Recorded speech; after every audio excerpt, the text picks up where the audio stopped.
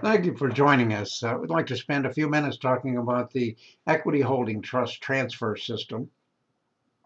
Essentially, the EH trust, as we call it, is an alternative for real estate acquisition, disposition, and property management without the standard risks and obstacles that are so common in creative real estate financing. With the EHT trust or the equity holding trust, there's no need for subterfuge or no need to violate a lender's due on sale clause.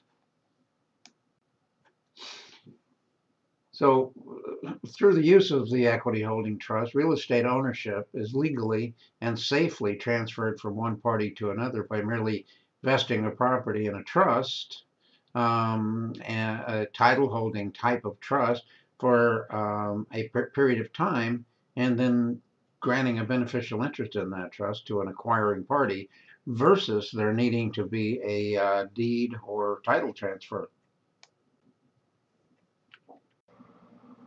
Just a few of the benefits of the equity holding trust transfer are shown here, and these are benefits versus the common deed or title transfer. Number one, virtually any loan payment stream can be assumed without a lender's due on sale violation. The property is shielded from creditor liens and lawsuits and marital dispute actions, probate actions, bankruptcy, and even IRS tax liens will not penetrate the land trust.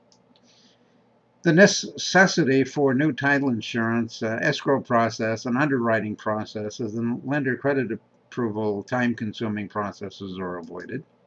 Credit requirements and/or compensating deposit amounts are solely the purview of and set exclusively by the seller party. And number 5, transfer tax and property tax reassessment increases upon ownership transfer are avoided. Number 6, all collections and disbursements regarding mortgage payments, insurance, property tax, and any homeowner association dues are made by a third-party independent collection and payment service. A public notice of the identity of the owners of the beneficial interest in the trust, otherwise the owners of the property, as it were, is avoided. No party to the transaction can act unilaterally or independently of the other parties during the course of the trust agreement, and this precludes the temptation for disagreement, argument, deceit, or duplicity among the participants. Unfortunately, despite its tested and proven safety and superiority for the last 25 years as a transfer device, very few licensed attorneys have any real understanding of what the equity trust is all about, and all too often will guide their clients in a far riskier direction away from the equity holding trust in order to best serve their own billing interests, thus blatantly ignoring the benefits and the safety features that we designed it for. But we have to say this, be wary, but of course do seek your own independent legal counsel on any such matters. We are not a law firm and we cannot provide legal opinion or advice. So some of the other benefits of the equity holding trust transfer follow. But do note that this list, like the previous ones, can't be really complete due to there being so many permutations of the equity holding trust and so many aspects of it and so many things it can actually do. For one, the equity holding trust shifts an owner's legal exposure regarding the property to the appointed trustee, who holds the legal and equitable title for some stipulated term, serving as a buffer against litigation. In other words, if the original owner of the property were to be sued, they'd have to turn to the owner of the property, which is the trustee when it comes to a land trust, and the trustee, being a mere fiduciary and being appointed and directed by the beneficiaries, would not be in a position of being sued under normal circumstances. Oftentimes, the litigant will attempt to do it, but in every case thus far, we've found that the lawsuit fails because of the structure of the land trust and the structure of the equity holding trust in general.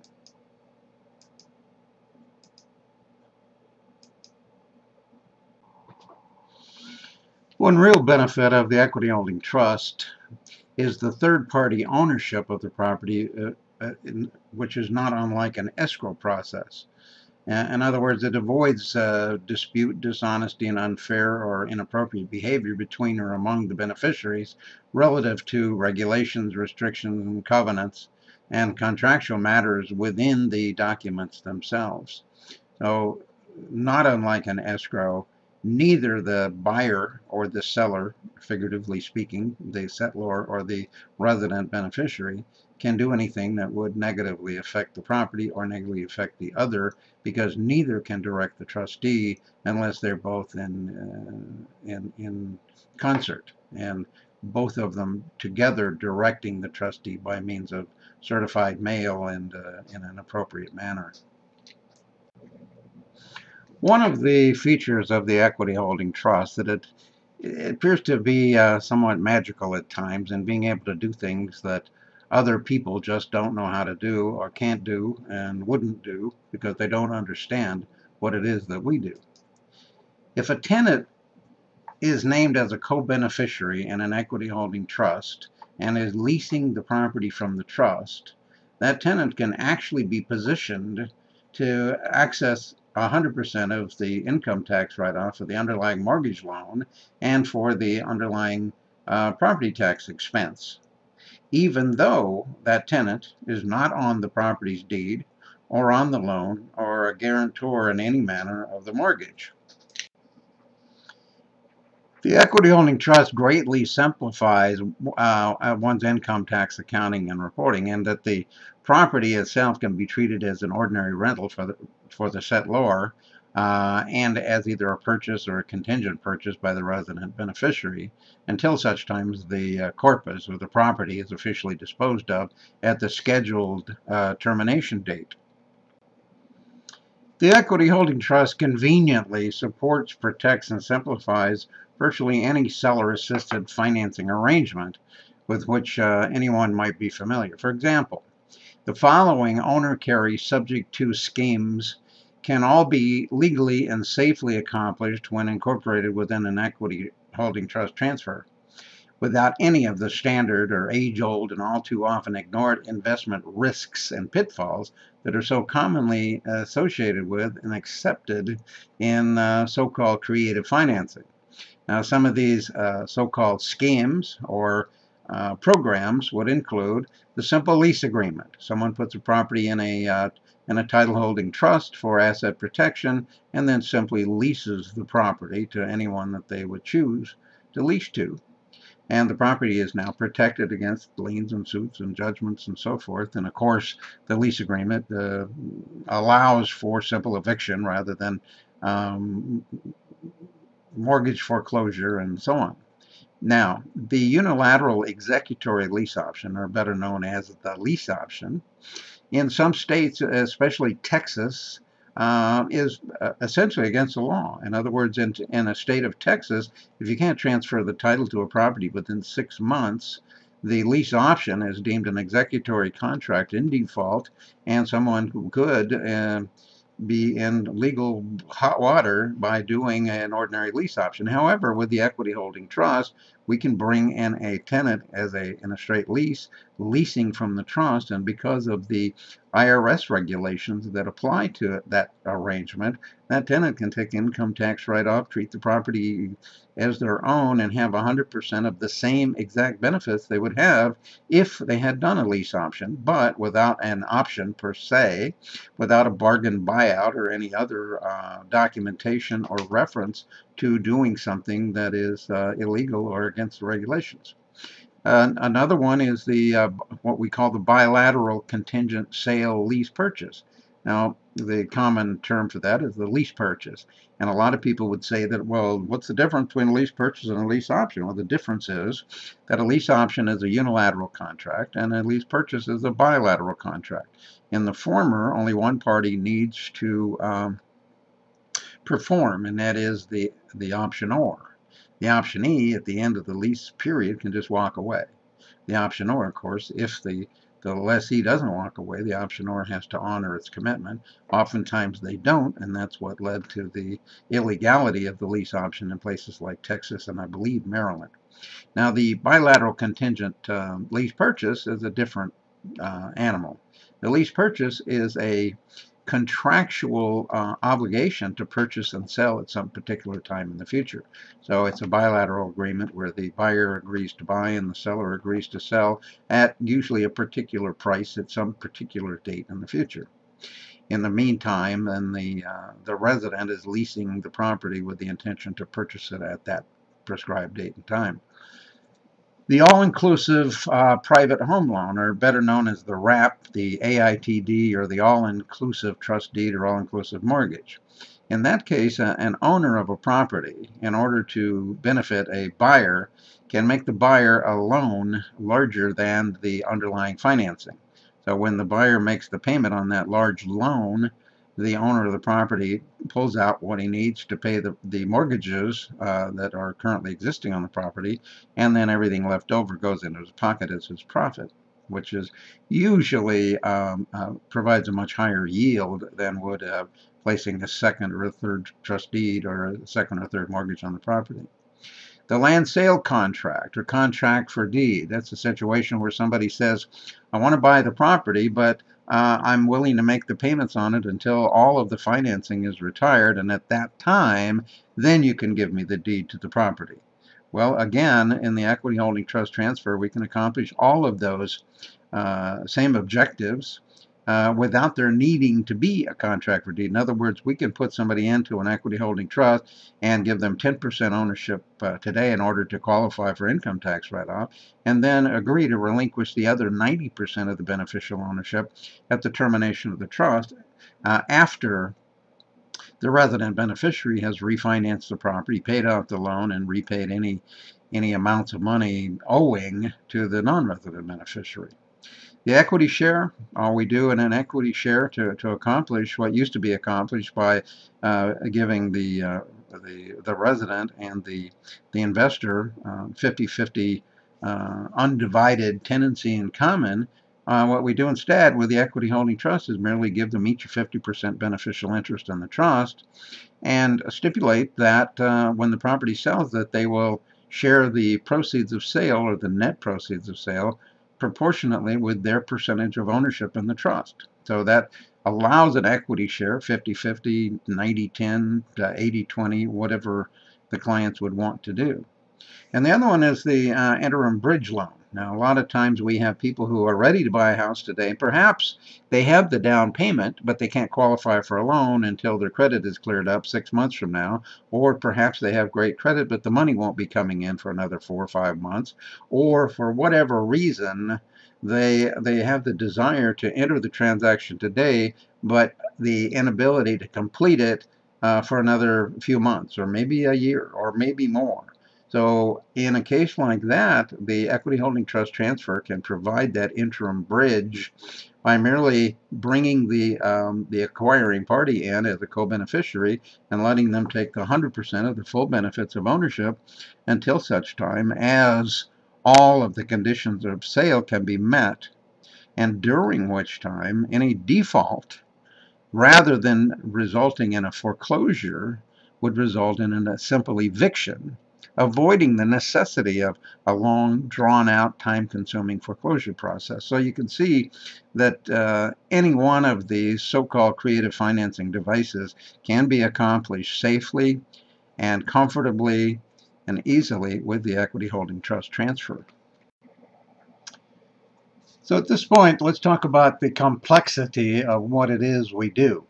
There are a lot of people who would probably presume that what we do is highly complex because of all of the myriad features and benefits and advantages and so forth that we talk about, and all of the legal protections and ramifications.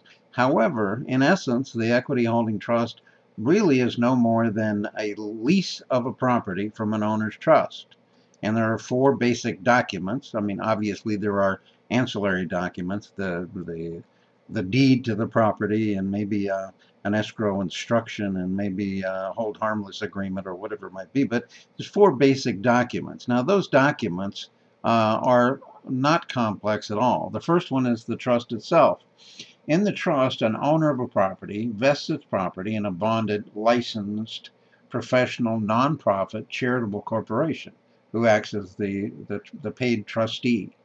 Now, the trustee that we use is Equity Holdings in Chowchilla, California, and they'll charge a fee for holding the title of about 0.5% or less of the property's value per year, up to a maximum of $139 and a minimum of $39.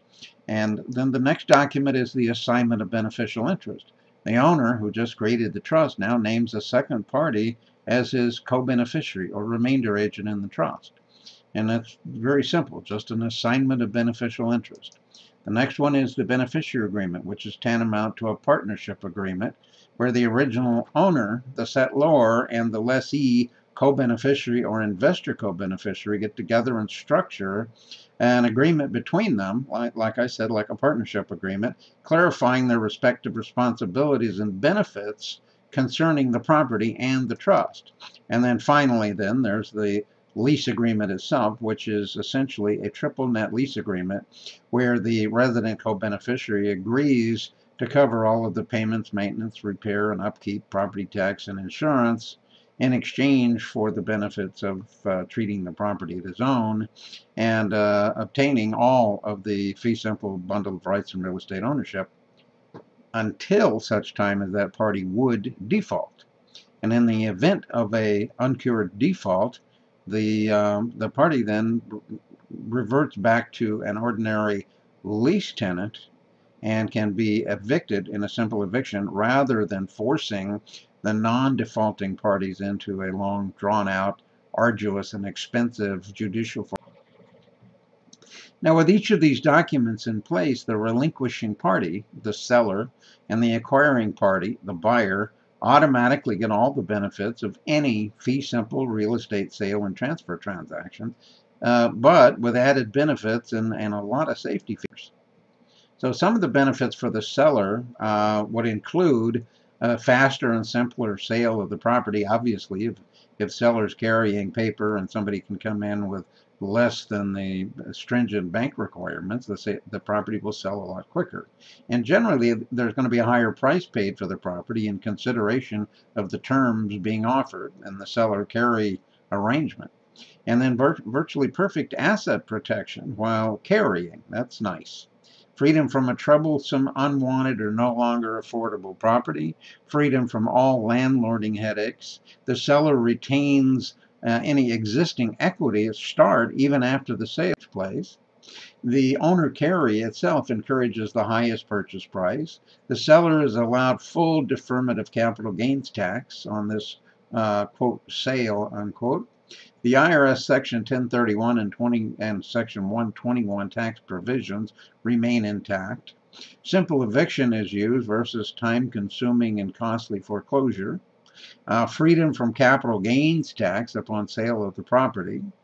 No limit to the amount of upfront monies allowed, as would be regulated in leasing the property. Now, when you talk about the buyer's benefits, the buyer receives all the benefits of fee simple real estate ownership without any standard down payment or bank credit requirements. The buyer receives full income tax deduction with regard to mortgage interest and property tax. The buyer gets an after-tax payment obligation that's usually always less than renting by the time the tax benefits are included.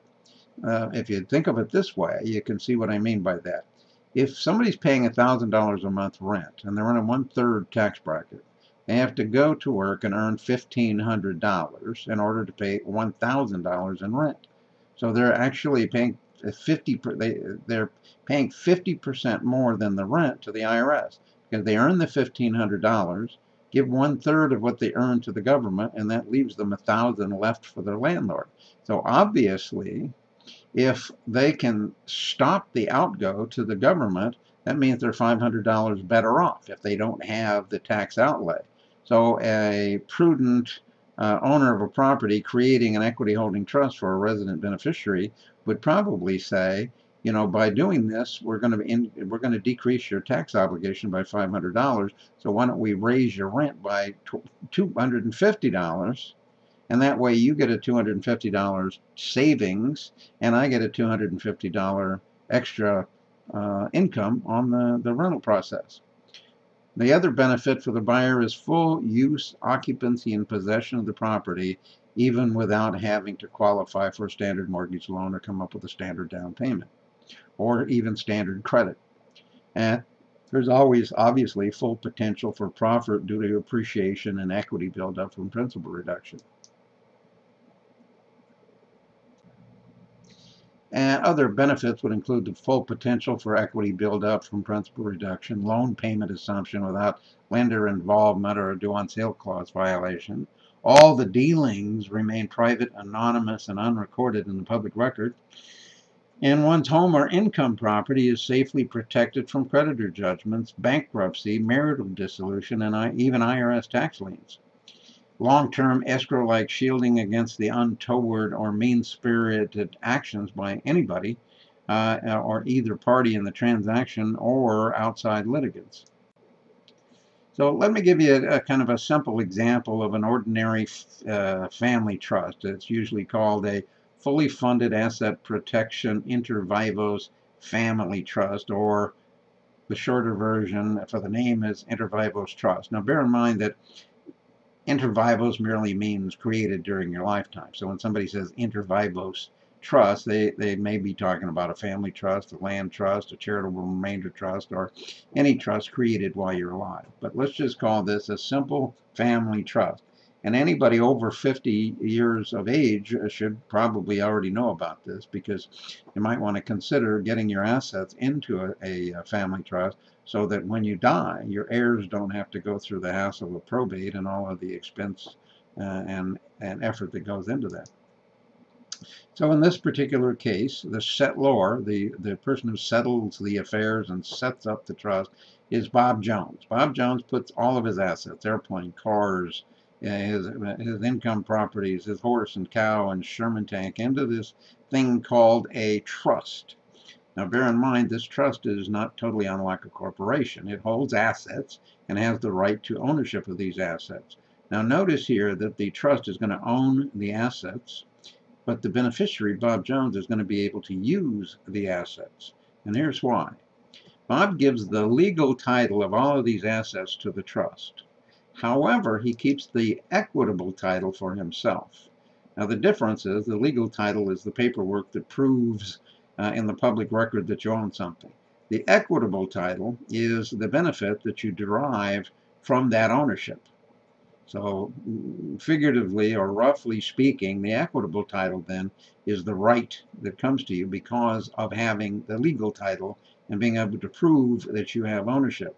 You end up with the equity in the property, the right to sell the property, the right to do anything with it that you want to. Now, in this particular case, Bob has to appoint somebody to be a trustee, and that trustee, since it's going to be the manager of this trustee-directed trust, needs to be somebody that Bob trusts more than anyone else. So what Bob does, he appoints himself as the trustee. And since this trust is fully directed by the trustee, that means Bob has all of the power of direction over all of the actions of the assets and the trust and so forth. However, he's not done yet. His attorney who sets up this trust for him is going to advise him to appoint somebody as a remainder agent. And that typically is going to be Mrs. Jones. Mrs. Jones then becomes the remainder agent for this trust. And then the attorney, in order to get a little bit more money out of the Joneses, is going to suggest that Mrs. Jones set up another trust just like it with the same assets, but in her trust she'll name Bob as her remainder agent. It's called the A and B trust system. So Bob names her as his remainder agent if he dies, and she names him as her remainder if she dies, and the attorney gets paid twice, and it's a beautiful opportunity for the attorney. Now, here's a title-holding land trust, and I want you to notice the extreme differences. It looks similar on the surface, but the differences are profound, and here's why. Bob Jones, the same guy now, he didn't put his house in the trust. So he has this house out in the woods that's beautiful and so on, and he decides that he'd like to protect it from liens and suits and judgments and so on. So he puts his property into this fiction known as a land trust. And at that particular point, he becomes the beneficiary, which gives him the use of the property.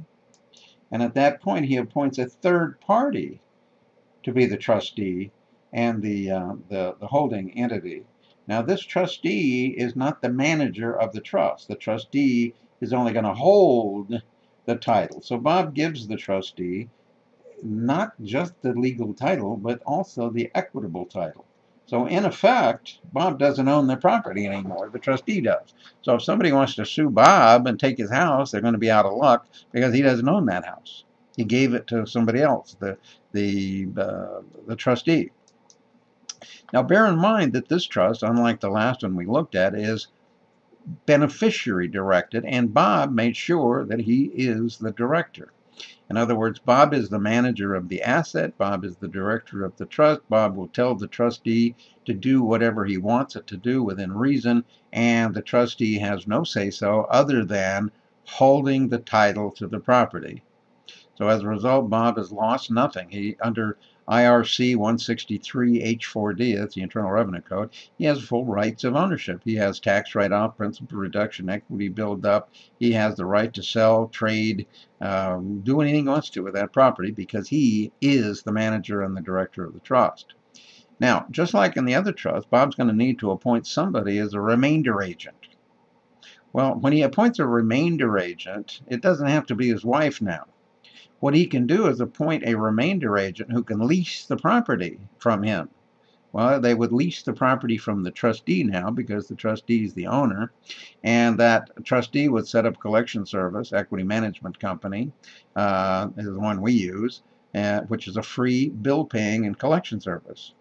And now, when the payments are made, any extra money, any positive cash flow goes back to Bob.